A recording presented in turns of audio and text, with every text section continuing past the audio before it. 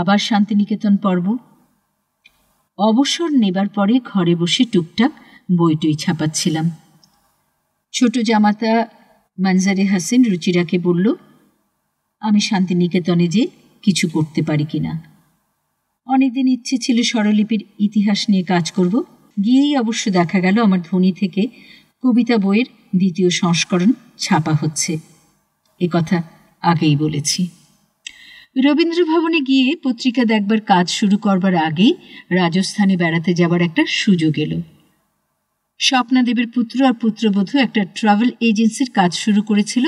অরুণ সেনের কন্যা নন্দিনী স্বপ্নাদেবের ছেলে বিষ্ণুকে বিয়ে করেছিল।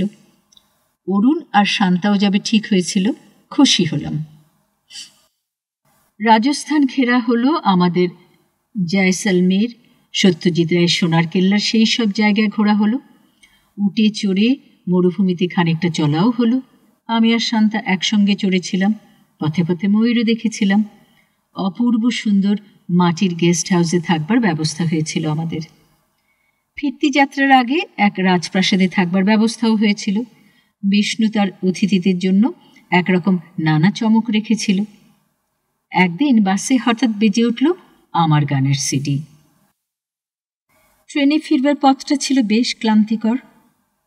অতি ভোরে কলকাতায় পৌঁছে ট্যাক্সি নিয়ে অরুণদের সঙ্গে আবার ওদের বাসাতেই চলে গেলাম। রাজস্থান ভ্রমণটা বড় ভালোই লেগেছিল। শান্তিনিকেতনে ফিরে লেখাপড়ার কাজ শুরু করা গেল। তখন উপাচার্য ছিলেন দিলীপ সিনহা। কাজে নানা বাধা পেয়ে ত্যক্ত হয়ে শান্তিনিকেতন ছেড়ে এসে আমি কলকাতায় পাপিয়ার বাড়িতে 1 মাস থেকে আরও কিছু কাজ করে ঢাকায় ফিরি। সে সময় শঙ্খকে প্রশ্ন করায় উনি বললেন, দেবজিৎ বন্দ্যোপাধ্যায়ের কাছে অনেক পুরনো পত্রিকা আর বই পাওয়া যাবে। গেলাম তার বাসায়। সত্যি সত্যি সেসব পত্রিকা রবীন্দ্র ভবনে পাইনি। তার বাড়িতে গিয়ে বসে বসে প্রয়োজনীয় নোট করে নিলাম অনেকদিন ধরে।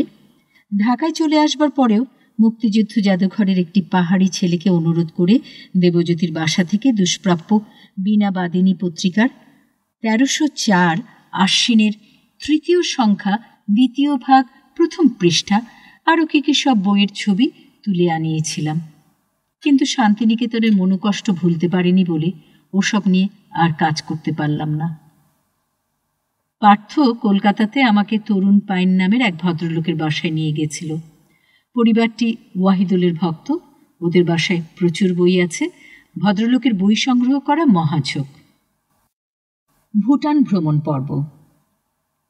আমার নাতনি অপলার কন্যার মনোরঞ্জনের জন্য লাঠিতে ভর করে চলা এই আমাকেই 2011 সালে একবার ভুটানে যেতে হয়েছিল।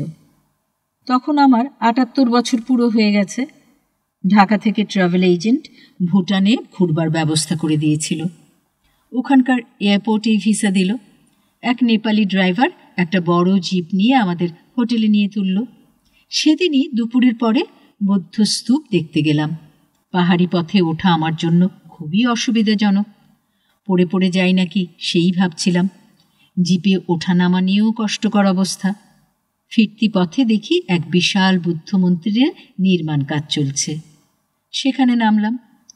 169 ফুট উঁচু মূর্তি। 2006 সালে শুরু হয়েছে, শেষ হবে 2013 সাল নাগাদ। ড্রাইভারটি জানালো ভুটানে নাকি 40 রকমের রডোডেন্ড্রন আছে। ওখানে ক্যামেলিয়া আছে, আছে ওক। চিড়িয়াখানায় এক অদ্ভুত জন্তু আছে, তার নাম টাকিন। শরীরটা গরুর, মাথাটা ছাগলের। কোনো লামার জাদুকরী শক্তিতে এর সৃষ্টি। পৃথিবীতে নাকি এর দ্বিতীয়টি নেই। কিন্তু এই একটা জন্তুই লামা কেন তৈরি করেছিল? যা হোক, বৃষ্টি হওয়াতে একদিন হোটেলে বসে পুরো মাটি হয়ে গেল। তারপর ঢাকায় ফিরতে হবে। পারো হোটেলটা ভালো লাগলো। দোতলাতেই ঘর পাওয়া গিয়েছিল, আর খাবার ব্যবস্থা একতলাতেই।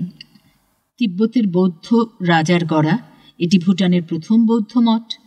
এরপর 8ম শতাব্দীর টাইগার জং দেখলাম দূর থেকে। উঁচু পাহাড়ের চূড়ায় এক গুরুর কন্যা নাকি বাঘে চড়ে বৌদ্ধ ধর্ম প্রচার করতেন। এক প্রাচীন দুর্গের ভস্মাবশেষ দেখলাম চেয়ে চেয়ে। তিব্বতের সঙ্গে সংক্ষিপ্ত একটা যুদ্ধের সময় এটি ধ্বংস হয়ে যায়। রুচিরারা একবার গিয়ে পারো জাদুঘর দেখেছিল, আমার দেখা হয়নি। পরদিন ভোরে বিমানবন্দরে গিয়ে ঢাকার পথে রওনা হলাম। শিল্পীদের একটা দল ভুটানে ওয়ার্কশপ করতে গিয়েছিল। একই প্লেনে আমরা সবাই ফিরলাম।